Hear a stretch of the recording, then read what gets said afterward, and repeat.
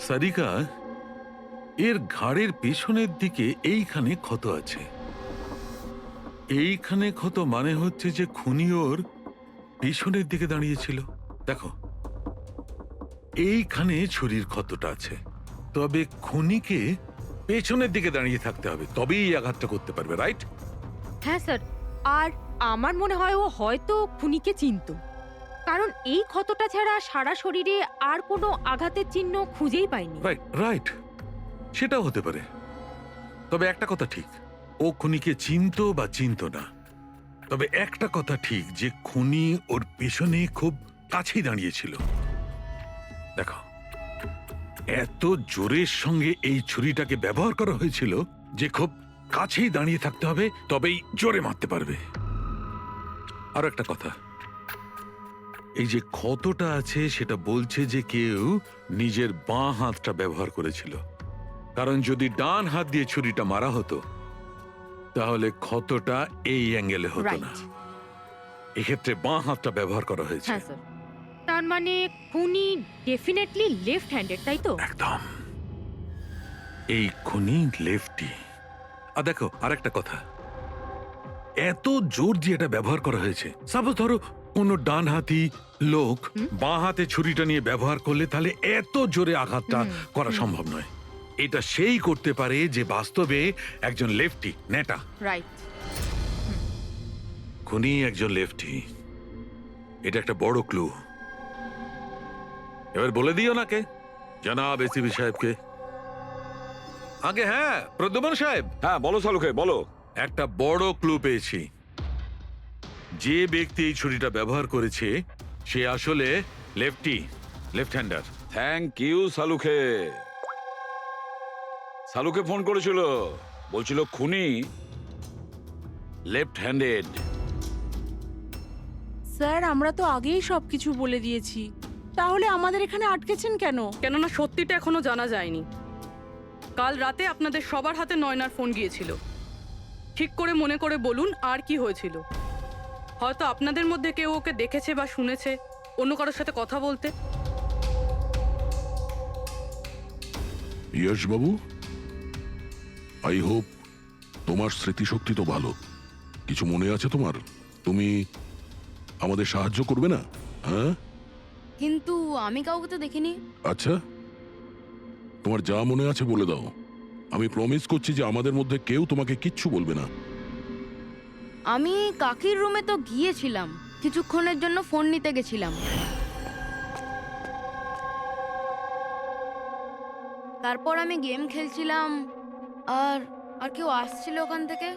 তারপর আমি ফোনটা ওখানে সাইডে রেখে চলে গেছিলাম। কোন কোন গেম খেলছিলে তুমি? স্যার, এটা কাকির মোবাইলে তুমি এই গেমটাই খেলছিলে? হ্যাঁ, আমি আর আমার বন্ধু নীলজ, আমরা সবসময় এই গেমটাই খেলি। এই গেম তো অনেকেই একসঙ্গে খেলতে পারে, আর সবাই একে অপরকে দেখতেও পায়। তো নীরজ তোমাকে দেখতে পাচ্ছিল যখন তুমি ফোন ওখানে রাখো।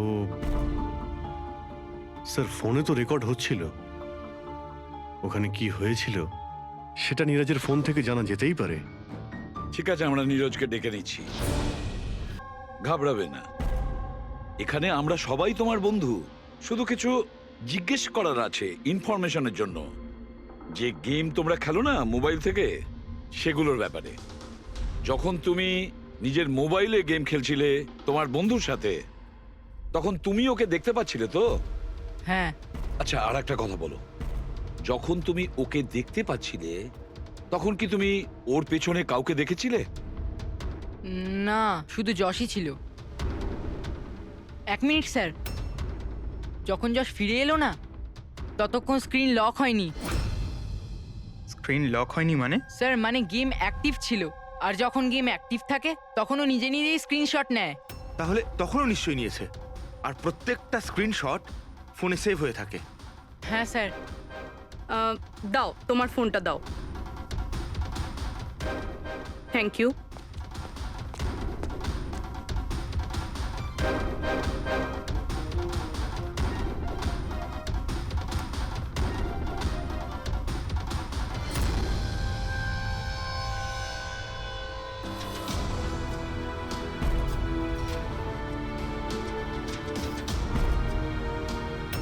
এটা কে? এটা এটা নয়না তো নয়। না, এটা নয়না নয়।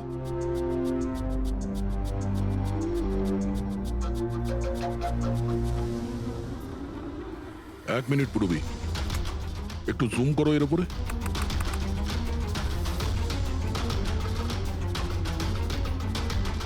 মেহেন্দি আর লেফট হ্যান্ডে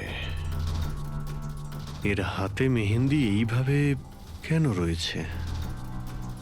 সেটা এই কারণে অভিজিৎ, কারণ এই হাতটা যে মহিলার, সে মহিলা ওখানে বাকি সবাইকে মেহেন্দি পড়াতে এসেছিল, আর ও লেফট হ্যান্ডেড। সবার আগেও শীতলকে দিয়ে হেল্পলাইনে ফোন করায়। রাধাকে একটু কলটা ট্রান্সফার করুন না প্লিজ। হ্যাঁ শিওর। আমি আর সহ্য করতে পারছি না দিদি। তারপর সে শীতলকে টাকা দেয় আর বলে, নয়না, তোমার রুমে তোমার জন্য তোমার কোনো আত্মীয় অপেক্ষা করছে। তার সুযোগ বুঝেই ও নয়নাকে খুন করে দেয়। কে হতে পারে এই মেহেন্দি পরা মহিলা? আমি জানি না উনি কে ছিলেন। ইনফ্যাক্ট কেউই জানে না উনি কে। নয়না বলেছিল যে শীতল ওনাকে ডেকেছিল আর ওই নিয়ে এসেছিল নিজের সাথে। আর এটাও জানি না যে ওকে কেন আনা হয়েছিল। নিজের কাজও ঠিক করে করছিল না ও, বাজে মেহেন্দি লাগাচ্ছিল সবাইকেও। দেখ না জাহ্নবী কিরকম মেহেন্দি লাগাচ্ছে ও, পুরোপুরি ঠিকঠাক লাগাচ্ছেও না। আপনি কি মেহেন্দি লাগাতে জানেন না নাকি? দেখে মনে হচ্ছে কেউ যেন লাগিয়ে আবার মুছে দিয়েছে। ও মেহেন্দি এত খারাপ করে লাগাচ্ছিল, তাহলে শীতল ওকে পাঠালো কেন? সবারই সন্দেহ হবে। কে হতে পারে? আমি জানি স্যার, ও আমাদের চোখের সামনেই ছিল।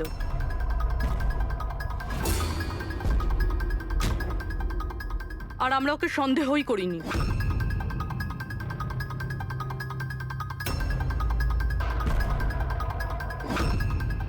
আপনি সামনে আসুন।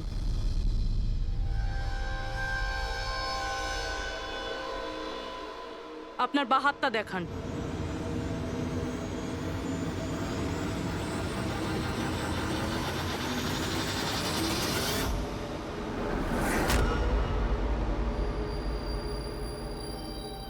এই দেখুন স্যার। রাধা দেবী? স্যার, আমি এনার ওই ডায়েরি অনেকক্ষণ ধরে দেখেছি। ওতেও কালি এভাবেই ছড়িয়েছিল যেভাবে ওনার মেহেন্দি রয়েছে। যারা লেফট হ্যান্ডেড হয় তারা যখন কোনো কাগজে লেখে তখন এইভাবেই লেখে, আর যা কিছু আগে লেখা ছিল তার ওপরেই ওর হাতটা ঘষে যায়, ফলে ওই কালি বা রং হাতে লেগে যায় যেভাবে রাধার হাতে লেগে আছে, তাই না? কেন মারলে তুমি নয়নাকে? কি ক্ষতি করেছিল তোমারও? হ্যাঁ, কারণ তুমি আমার বিশেষকে মেরেছিলে। তুমি আমার বিশেষের প্রাণ নিয়েছিলে। আমি বিশেষকে ভালোবাসতাম। ওর বাচ্চার মা হতে চলেছিলাম আমি। আর তুমি তুমি এনকাউন্টারে ওকে গুলি মেরে দিলে। মেরে দিলে আমার বিশেষকে, মেরে দিলে তুমি বিশেষকে। আর সেই জন্য তুমি ঠিক করো তুমি ওর থেকে প্রতিশোধ নেবে। হ্যাঁ, যখন আমি জানতে পারলাম যে বিশেষ এই দুনিয়াতে নেই আর, তখন এই কষ্টে আমার বাচ্চা তো আমার পেটের ভিতরে মারা গেল। স্যার, এরই জন্যে তুমি আমার বাচ্চার প্রাণ নিয়েছো। যখন আমি জানতে পারলাম নয়না মা হতে চলেছে, তখন আমার মাথায় রক্ত চেপে গেল। যে যে সুখ আমি নিচে পেলাম না, সেটা সেটা আমি নয়নাকে কি করে দিতে পারি? মেরে দিলাম আমি নয়নাকে, মেরে দিলাম ওকে। তো সেই জন্য তুমি মেন্টাল হেলথ ফাউন্ডেশনে অ্যাজ আ ভলেন্টিয়ার তুমি কাজ করতে শুরু করেছিলে।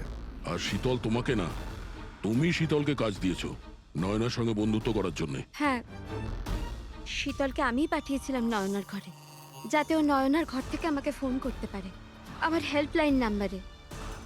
ও আমার ব্যাপারে লোককে জিজ্ঞাসা করে।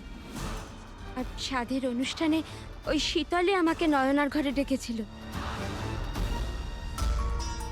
আর আর আমি ওখানেই ছিলাম। আমার পক্ষে আর সম্ভব নয় দিদি, আমি যাচ্ছি। এখন তোমার শেষ কাজটা করো। নিচে গিয়ে নয়নাকে এখানে পাঠাও। এক্ষুনি পাঠাচ্ছি। আর হ্যাঁ, মোবাইলটা বাইরে রেখে যাও। তোমার রুমে তোমার জন্য তোমার কোনো আত্মীয় অপেক্ষা করছে।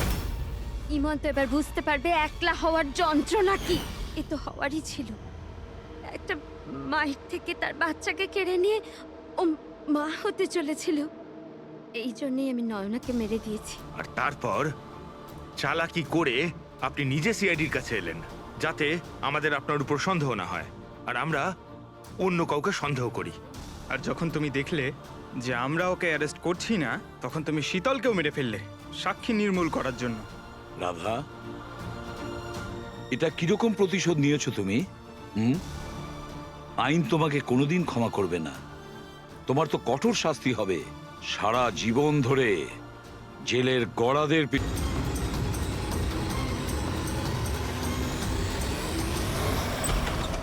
Sir, sir please help me. কেউ বিপদে আছে। Sir please help me. এক মিনিট দাঁড়ান। Please please relax, 1 minute. এখানে বসুন please save her life. Please. আপনি সেভ হার 1 লাইফ। মিনিট, আপনি বসুন না প্লিজ। এই নিন।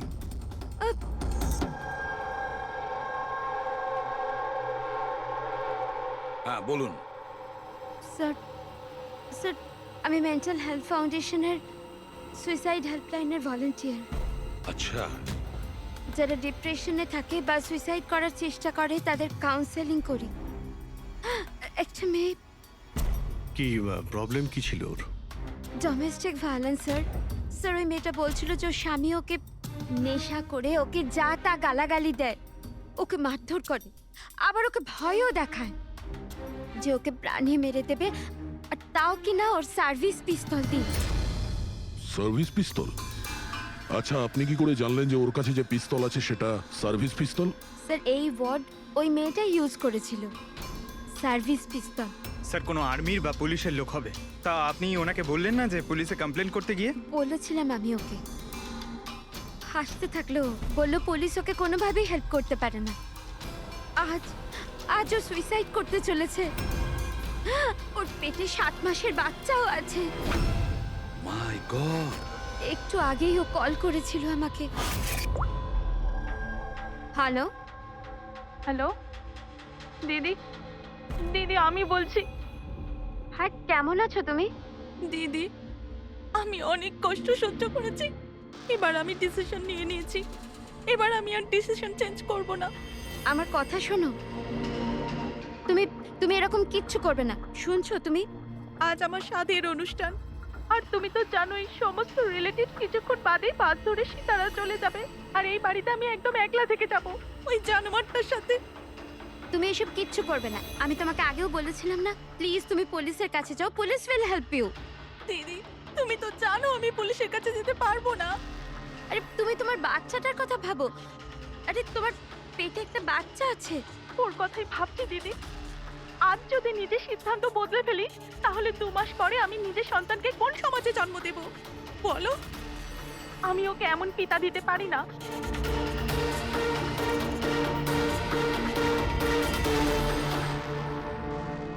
আচ্ছা, আপনি কি ওনার নাম্বারটা দিতে পারবেন? না স্যার, আমাদের সব কল এনক্রিপ্টেড হয়। ও না তো আমার কাছে পেশেন্টের না নাম আছে না নাম্বার। পেশেন্টের আইডেন্টিটি সিক্রেট থাকে। হ্যাঁ, হয়তো তারপর কেউ কলই করবে না, এটা ভেবে যে তাদেরকে নিয়ে মজা করা হবে। স্যার এই নাম্বারটা জানার জন্য তো কোর্টের অর্ডার লাগবে স্যার। না অভিজিৎ, তাতে সময় চলে যাবে। অত সময় নেই আমাদের কাছে। ওই বেচারি মহিলা এতদিন ধরে অত্যাচারিত হচ্ছে। তাছাড়া ওনার পেটে 7 মাসের বাচ্চা রয়েছে। তার উপরে আমাদের কাছে ওর ব্যাপারে কোনো তথ্যই নেই স্যার। এই ডায়েরিটা আছে আমার কাছে। ও আমাকে যে কল করে তার সব ডিটেলস আছে। আমার স্টাডির জন্য আমি নোটস বানাই। হয়তো এটা আপনাদের কোনো কাজে লাগবে। দেখি। স্যার, লাস্ট পেজে লেখা রয়েছে সব আত্মীয় স্বজন বাস ধরে সাতারা চলে যাবে। আমাদের কাছে শুধু মেয়েটার ব্যাপারে এইটুকুই ইনফরমেশন আছে যে ওর হাজবেন্ডের কাছে একটা সার্ভিস রিভলভার আছে। নাম্বার 2, মেয়েটার পেটে 7 মাসের বাচ্চা রয়েছে। ওই মেয়েটার ফ্যামিলি সাতারা যাবে। সমস্ত বাস ডিপোতে গিয়ে খোঁজ নাও, দেখো কোনো বাসে এমন কোনো ফ্যামিলি আছে কিনা যারা সাধের অনুষ্ঠানে যাচ্ছে, সাতারার দিকে যাচ্ছে। শহরে যত গাইনোকোলজিস্ট আছে প্রত্যেকের লিস্ট বের করো আর দেখো এমন কোন পেশেন্ট আছে যে 7 মাসের প্রেগনেন্ট। স্যার এটাই শেষ বাস ডিপো যেখান থেকে সাতারার বাস যায়।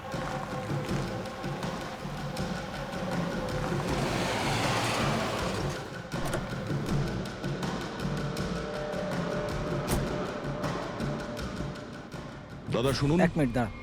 আজ দুপুরে এখানে এই ডিপো থেকে সাতারার বাস ছাড়ার কথা ছিল না? একটা বাস তো যাওয়ার কথা ছিল, কিন্তু 1 ঘন্টা আগে। আসলে ইঞ্জিনটা খারাপ হয়ে যাওয়াতে লেট হয়ে গেছে। সেই বাসটা কোথায় আছে? ওই যে ওই বাসটা। এইটা? এটা? হ্যাঁ। আচ্ছা, আপনারা সাতারা যাচ্ছেন তো? হ্যাঁ। হ্যাঁ, কেন? আপনারা কি এখানে সাধের অনুষ্ঠানে এসেছিলেন?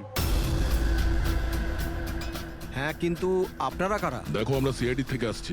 এই 7 টাকার ছিল। আমার আত্মীয় নয়নার, কিন্তু কি হয়েছে? এই নয়না কোথায় থাকে? ওর ঘরের অ্যাড্রেসটা দাও তো। B200 Shantiniwas Versova. Thank you, thank you. হ্যাঁ দয়া। এই ডিপোতে একটা ফ্যামিলি পাওয়া গেছে। হ্যাঁ, ওরই ফ্যামিলি।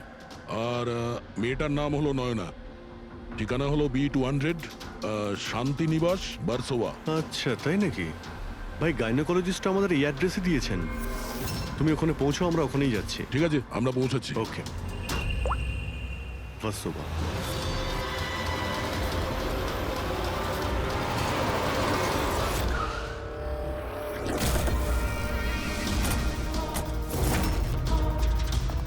এক্সকিউজ মি, আমরা সিআইডি থেকে আসছি। এই নয়না কোথায়? সিআইডি?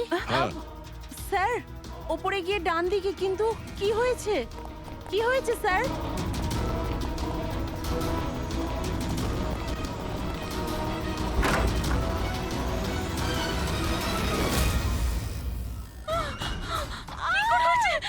প্লিজ সামলান নিজেদের আপনারা। কি করছেন কি? শান্ত হন আপনারা। এটা কি হয়ে গেল? ও সুইসাইড করেই নিল। গুলি চিনের নিচের থেকে উপরের দিকে গেছে। স্যার অনেকটা রক্ত বেরিয়েছে। মনে হচ্ছে অনেকটা সময় কেটে গেছে। পিছনে সরো। কি হলো? দাদা দেখ, দাদা। নয়না, এই, কি হলো নয়না? ইন্সপেক্টর আমান? তুমি ওকে চেনো? হ্যাঁ, আমরা ট্রেনিং একাডেমিতে একসাথেই ছিলাম। কেন করলো স্যার নয়না এরকম? এটা তো আপনিই বলতে পারবেন। ওটো। ওকে টর্চার করতে, মারতে, হ্যাঁ, ভয় দেখাতে, হুমকি দিতে কি এক্সপেক্ট করেছিলে তুমি? কি করতে, হ্যাঁ? অ্যাটেম্পট অফ সুইসাইডের জন্য তুমি জেলে যাবে। স্যার, এটা কি বলছেন আপনারা? দাদা এরকম করতে পারে না। স্যার, আপনারা এটা ঠিক করছেন না। প্লিজ এরকম করবেন না। কত মেন্টাল টর্চার করা হয়েছে ওকে। নিজেরই মাথায় গুলি করে নিয়েছে। সবাইকে বাইরে নিয়ে যাও। চলো তুমি বাইরে চলো। নয়না, চলো suicide করতে চলো পারে না। চলো চলো সবাই চলো। প্লিজ চলো, বাইরে যান, বেরো। বাইরে, প্লিজ। চলো বাইরে প্লিজ যান আপনারা বলছি। বেরো, চলো চলো।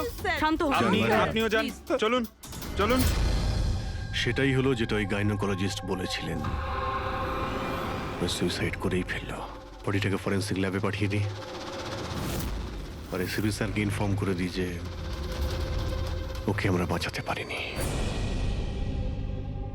1 মিনিট। ওই ফোন।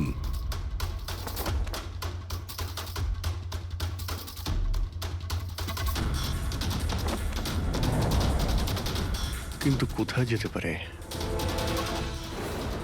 আচ্ছা, ওনার ফোন কি কেউ দেখেছেন কোথাও?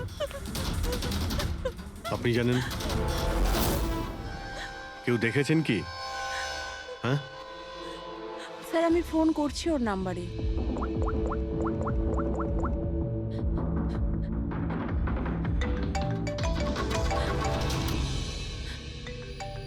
যশ বাবা, এদিকে এসো।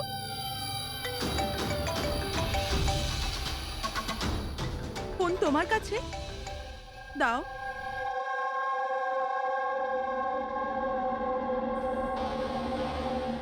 আমি এটা গেম খেলার জন্য নিয়েছিলাম কাকির ঘর থেকে। কোনো ব্যাপার না বাবু, এদিকে এসো।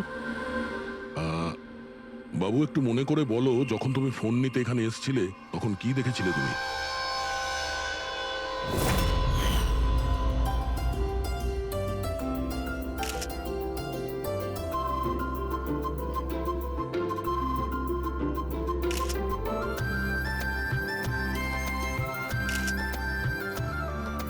নয়না কত খুশি লাগছে তাই না?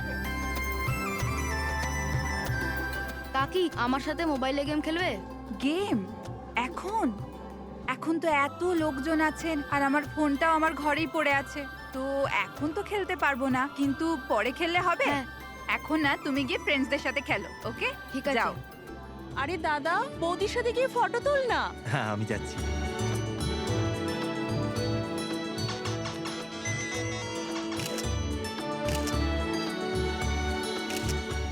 যশ বাবা, তুমি আবার মোবাইল নিয়ে বসে গেছো? মা প্লিজ ডিস্টার্ব করো না, মা প্লিজ। আরে কাকির অনুষ্ঠান চলছে, তুমি এখানে গেম খেলছো?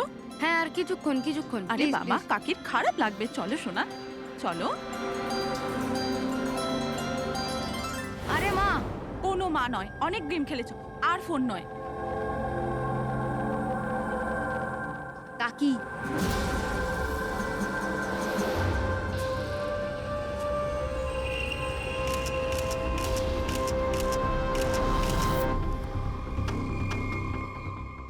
কাকির ফোন কোথায় থাকতে পারে? হ্যাঁ,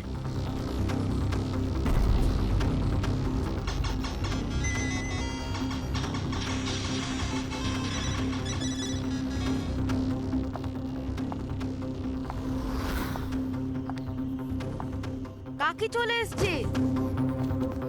কিন্তু এরপর তুমি ফোনটা ফেরত কোথা থেকে পেলে? এখানে বাইরে পড়েছিল।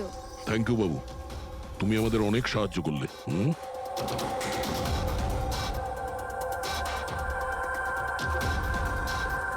মিস্টার আমান, আপনি কি নিজে বলবেন নাকি আমাদের জিজ্ঞাসা করতে হবে? তুমি নিজে একজন পুলিশ অফিসার, তুমি তো জানো যে আমরা ইন্টারোগেশন কি করে করি। স্যার স্যার আমি ওকে ট্রেনিং এর সময় থেকে চিনি। He is one of the best officers. Sir sir আমার মনে হয় না ও এরকম করতে পারে। মানুষ পাল্টে যায় পুরবী, সব এভিডেন্স ওর বিরুদ্ধে, আর সেটা তুমি খুব ভালো করে জানো। স্যার আমার বিশ্বাসই হচ্ছে না যে আপনারা সবাই এটা ভাবছেন যে আমি নয়নার উপরে হাত তুলেছি। খুব ভালোবাসতাম স্যার আমি ওকে, ওর সন্তানের বাবা হতে চলেছিলাম স্যার আমি, আর আমি ওকে কি করে। হ্যাঁ তুমি ওকে টর্চার করেছো, আর সেই জন্য বেচারি ডিপ্রেশনে চলে গেছিল। ভুল বুঝছেন স্যার আপনি, ও ডিপ্রেশনে ছিলই না, সবসময় হাসি খুশি থাকতো, সবসময় আনন্দে থাকতো। মানে ও সুইসাইড কি করে করতে পারে স্যার? আরে তাহলে সে মেন্টাল হেলথ ফাউন্ডেশনে বারবার ফোন কেন করতো? বিগত কয়েক মাসের মধ্যেই 10টা কল। আমার এই বিষয়ে কোনো আইডিয়া নেই। কল করে উনি হয়তো ডিলিট করে দিতেন, সেই জন্য হয়তো আপনার কোনো আইডিয়া নেই। স্যার, দাদা এরকম করতে পারে না, ও তো নয়নাকে খুব ভালোবাসতো, আর নয়না তো খুশিই ছিল। যদি তোমার স্ত্রী খুশিই ছিল, তাহলে ও হেল্পলাইন নাম্বারে ফোন করে কেন বলেছে যে তুমি ওকে টর্চার করো, ওকে ওকে মারো, ওকে ধাক্কা দাও? কেন আমান, উত্তর দাও। পুরবী, ওর কাছে কোনো উত্তর থাকলে তো দেবে। ওর টর্চারের কারণে বেচারি ডিপ্রেশনে চলে গিয়েছিল, আর তারপরে ও সুইসাইড করে। ডিপ্রেশনে প্রায়শই কোনো লোক নিজের দুঃখের কথা শেয়ার করে না, হতে পারে এর জন্যই নয়না যে কতটা প্রবলেমে ছিল কেউ কিছু জানতেই পারেনি। পুরবি, অ্যাটলিস্ট তুমি তো আমাকে বিশ্বাস করো, you know me well. Nayana কখনো সুইসাইড করতে পারে না, কখনো সুইসাইড করবে না। ব্যাস, নিয়ে যাও একে।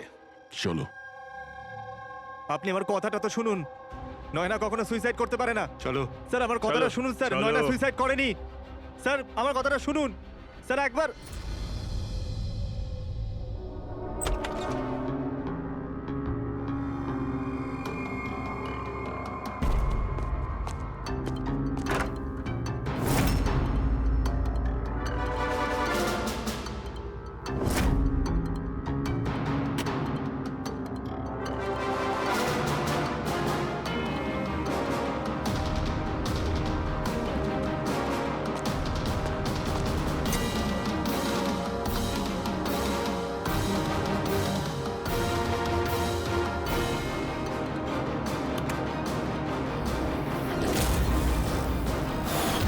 স্যার, নয়না যখন সুইসাইডই করতে চাইছিল, তাহলে ওর আসন্ন সন্তানের জন্য অনলাইন ওয়েবসাইট থেকে বেবি প্রোডাক্টসের শপিং কেন করেছিল?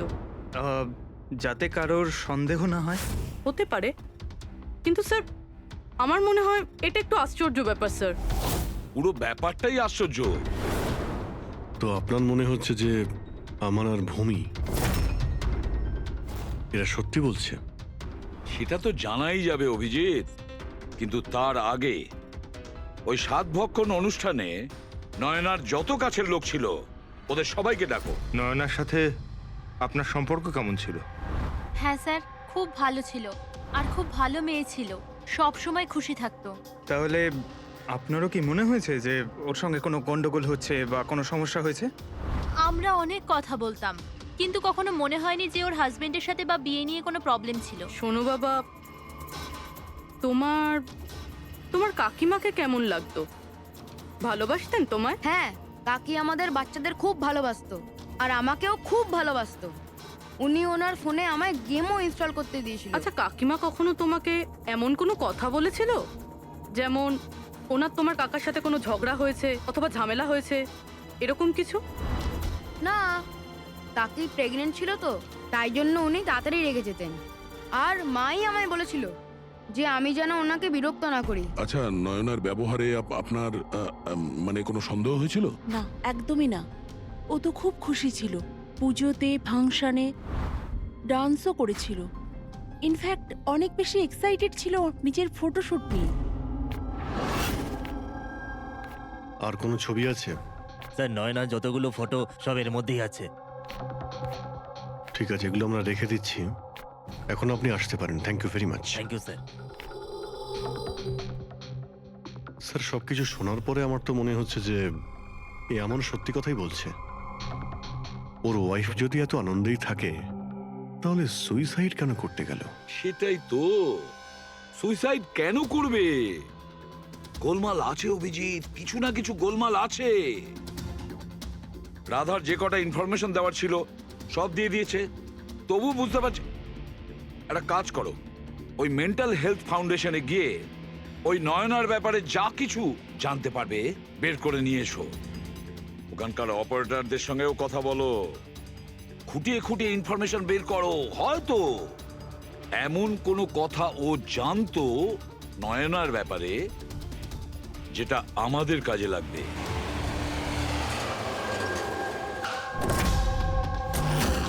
আমরা সিআইডি থেকে আসছি, আপনাকে কিছু জিজ্ঞাসাবাদ করব। এই নাম্বারটা থেকে আপনার ফাউন্ডেশনে একজন লেডি ফোন করতেন, উনি সুইসাইড করেছেন। এর পুরো ইনফরমেশন চাই আমাদের।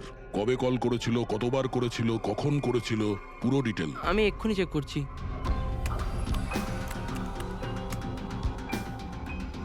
হ্যাঁ স্যার, এ অনেক কল করেছিল, শেষ 5 মাসে 10 বার। আচ্ছা, ওনার সঙ্গে কে কে কথা বলতেন?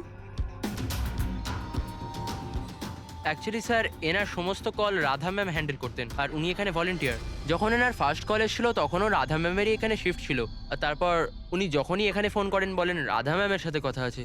এই কলারের ব্যাপারে কিছু মনে পড়ছে? কোনো বিশেষ কথা, কিছু অদ্ভুত হয়েছে? এই কলারের ব্যাপারে স্যার, হ্যাঁ স্যার, একবার হয়েছিল স্যার। এই দেখুন স্যার, একই দিনে 2 বার কল এসেছিল। তো এতে অদ্ভুত কি? আমার মনে আছে স্যার, যেদিন প্রথম কল এসেছিল।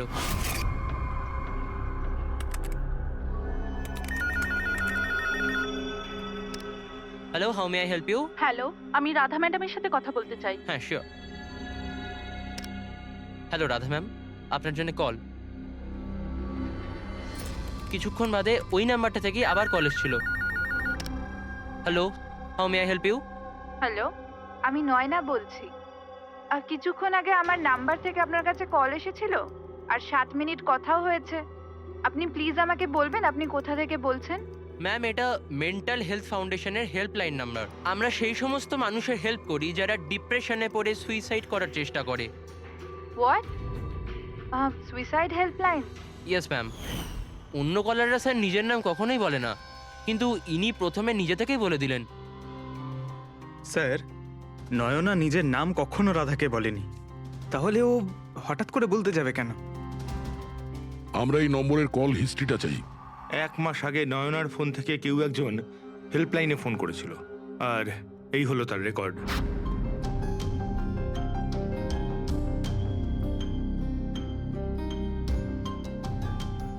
তারিখ তো সেকেন্ড স্যাটারডে ছিল। তো তো কি হয়েছে? কারণ সেকেন্ড আর ফোর্থ স্যাটারডে বাড়িতে ওর বন্ধুরা আসতো। মানে ওদের মধ্যে কেউ?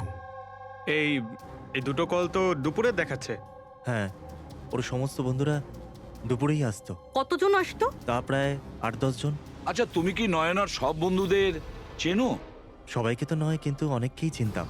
আমার বোন ভূমিও আসতো। ভূমি, একটা কথা বল।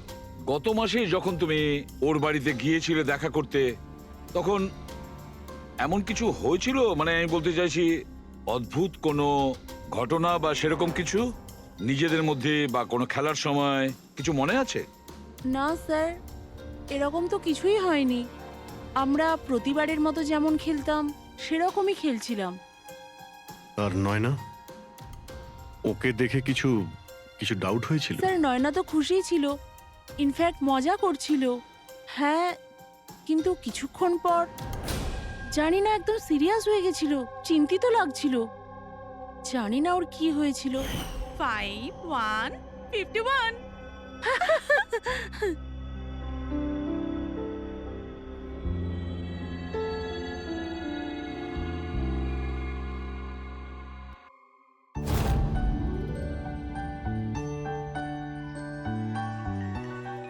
মনে হচ্ছে এর যে হবু বাচ্চা হবে না, সে খুব লাকি। হ্যাঁ রে, নয়তো আগে কখনো নয়না জিততো না। ওহো, মনে হচ্ছে কেউ জেলাস হচ্ছে। আরে নয়না, দাদাকে একটা ফোন করো না, রাতের অর্ডারের জন্য একবার মনে করিয়ে দাও না।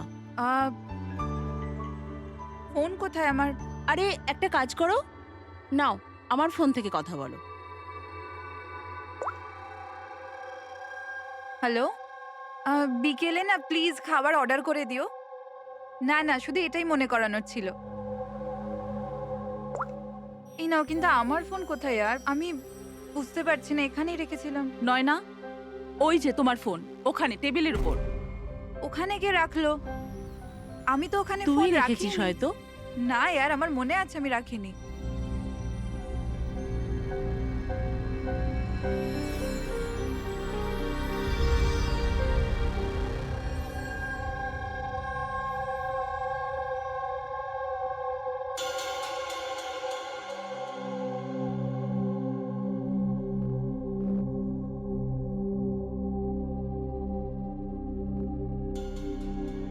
কে কল করেছিল? কি হলো? হ্যাঁ, তুই ঠিক আছিস তো? হ্যাঁ, কেন? জানভি, তোর কোনো টেনশন নেই তো? না, কোনো প্রবলেম নেই। কেন? তোদের যদি কোনো প্রবলেম থাকে তো প্লিজ আমায় বলিস। কেমন প্রবলেম? কি বলছিস তুই? তোর কি হয়েছে হঠাৎ করে? আরে কিছু হয়নি, প্রেগন্যান্সির মধ্যে এরকম মুড সুইংস হয়ে থাকে, এটা একটা ন্যাচারাল ব্যাপার। চলো আমরা সবাই খেলাটা কন্টিনিউ করি। স্যার, নয়না ভূমির ফোন থেকে আমানের সাথে কথা বলছিল দুপুর 1:03 থেকে 1:04 পর্যন্ত। 1:04 পর্যন্ত? আরে সুইসাইড হেল্পলাইনে যে প্রথম ফোন করা হয়েছিল 7 মিনিটের জন্যে, সেটা 12:57 থেকে 1:04 অবধি চলেছিল। আর সেকেন্ডটা 1:20 থেকে 1:21 পর্যন্ত। তার মানে অভিজিৎ, ওই 7 মিনিটের কলটা নয়না নিজে করেনি। কারণ ওই সময় নয়না অমনের সাথে কথা বলছিল ভূমির ফোন থেকে। এক্স্যাক্টলি। তার মানে ওই ফোনটা নয়নার কোনো বন্ধুই হয়তো করেছিল। আপনি কাউকে দেখেছিলেন ওর ফোন তুলতে বা ওর ফোন ব্যবহার করতে? না, আমি তো কাউকে দেখিনি। তার মানে ওই কলটা অন্য কেউ করেছিল। আর স্যার, নয়না যখন ওর ফোনটা খুঁজে পায় আর ওখানে লাস্ট ডায়াল আননোন নাম্বারটা চেক করে, আর তারপর যখন ওই নাম্বারে ফোন করে তখন ও জানতে পারে যে ওটা কোনো সুইসাইড হেল্পলাইনের নাম্বার।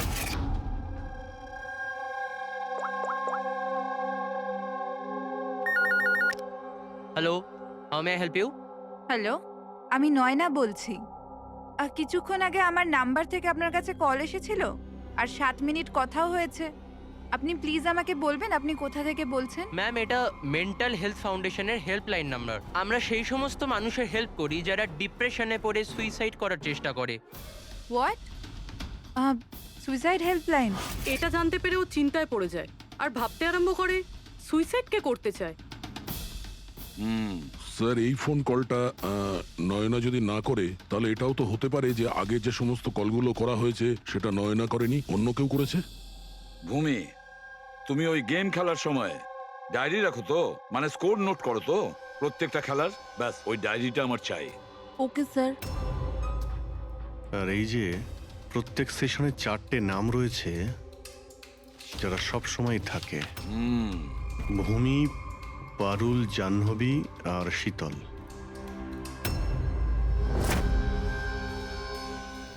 রাধা, একবার চেষ্টা করে দেখো, এই তিনজনের কথা শোনো। দেখো এই তিনজনের মধ্যে কেউ কি তোমার সঙ্গে কথা বলেছিল?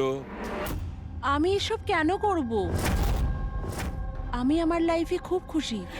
আমি সুইসাইড কেন করব? যদি আমি ফোন করতাম তো নিজের ফোন থেকে করতাম, নয়নার ফোন থেকে কেন?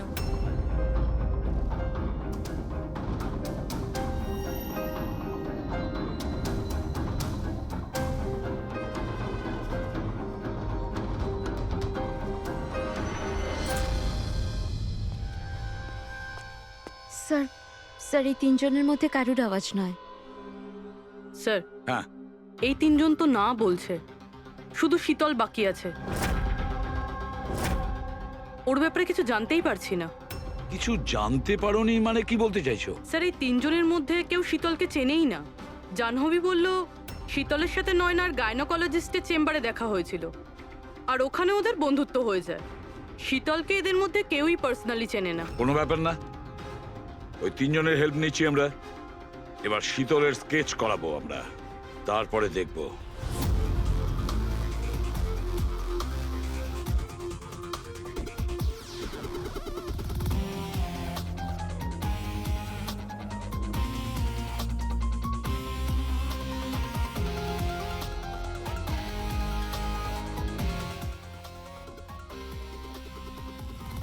ডক্টর মিনা, এই স্কেচটা একটু মন দিয়ে দেখুন। আচ্ছা, এই মেয়েটা আপনার এখানে চিকিৎসা করাতে আসতো? I don't think so. আমার তো মনে পড়ছে না যে এরকম কোনো লেডি আমার কাছে কোনোদিন এসেছিল। কে ইনি? এর নাম শীতল। আমরা এটা বুঝতে পারি যে আপনার এখানে এত পেশেন্ট আসে যে এই সমস্ত পেশেন্টের নাম মনে রাখা তো মুশকিলের ব্যাপার। রাইট, বাট আমি আমার সব পেশেন্টদের পার্সোনালি চিনি, অ্যান্ড আই এম শিওর শীতল নামের কোনো পেশেন্ট আমার কোনোদিন ছিলই না।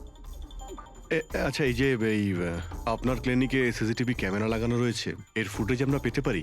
I don't think so, because ওটার স্টোরেজ ফুল হয়ে গেছিল, তাই আমাদের ডিলিট করতে হয়েছিল। ওকে, anyway, thank you.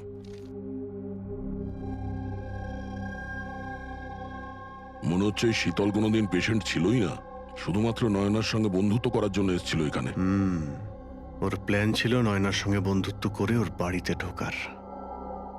Professional fraud মনে হচ্ছে, আটকাতে হবে ওকে। তুমি কি একে চেনো? এটা তো শীতল, নয়নার বন্ধু। এ তো প্রায় বাড়িতে আসতো। নয়না শীতলের বন্ধুত্ব কবে কোথায় হয়েছে কিছু জানো তুমি? না, আমি জানি না, কিন্তু তাতে কি যায় আসে? যখন আমার নয়নাই রইল না, তখন এইসব। এ কি ধরনের পাগলামি করছো? হ্যাঁ, একটু ভেবে দেখো তো। যদি তুমি নির্দোষ হও তাহলে কেউ তো তোমায় ফাঁসানোর চেষ্টা করেছে। তোমাকে নয়নার খুনি সাব্যস্ত করে ওর অনেক লাভ আছে, এই জন্য ও তোমাকে ফাঁসাচ্ছে। হ্যাঁ, এমন কে আছে যে তোমাকে আর নয়নাকে ঘৃণা করে? আমি কিছু জানি না। তাহলে কি ভূমি ওই আবার প্রপার্টি লোভে করেনি তো? না, ভূমি এরকম কখনো করতে পারে না। বরং ও তো নয়নাকে খুব ভালোবাসতো। তো কোনো প্রফেশনাল রাইভেলরি? একজন পুলিশের তো অনেক জায়গায় অনেক শত্রু থাকে। না, আমার সাথে এরকম কিচ্ছু ছিল না। আমি আমার ডিউটিতে না তো কখনো কোনো গ্যাংস্টারকে ধরেছি, না কোনো বড় গ্যাংস্টারকে মেরেছি, কখনো ঘুষ নিইনি। পুরো কেরিয়ারে ব্যাস একবারই গুলি চালিয়েছিলাম। কার ওপরে? কাকে গুলি করেছিলে তুমি?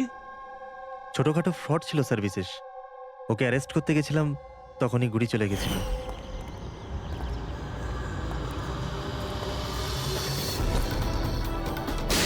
বিশেষ খবরদার ইন্সপেক্টর।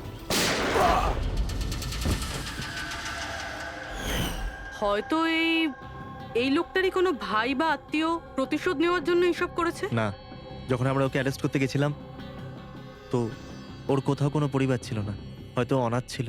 ঠিক আছে, যদি ওই লোকটার কোনো আত্মীয় স্বজন থাকে তাকে আমরা ছাড়বো না।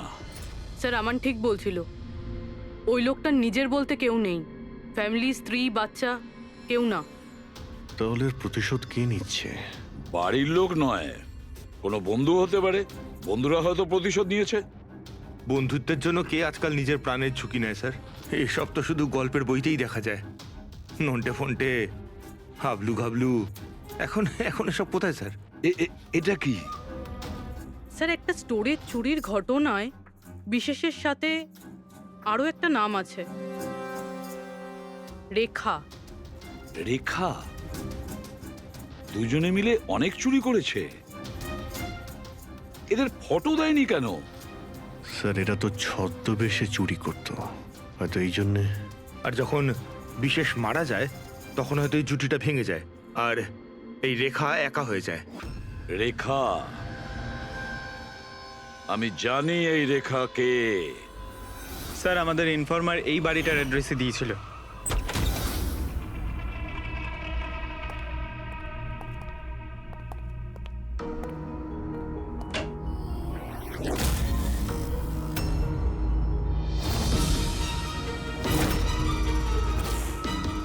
দেখো একটু।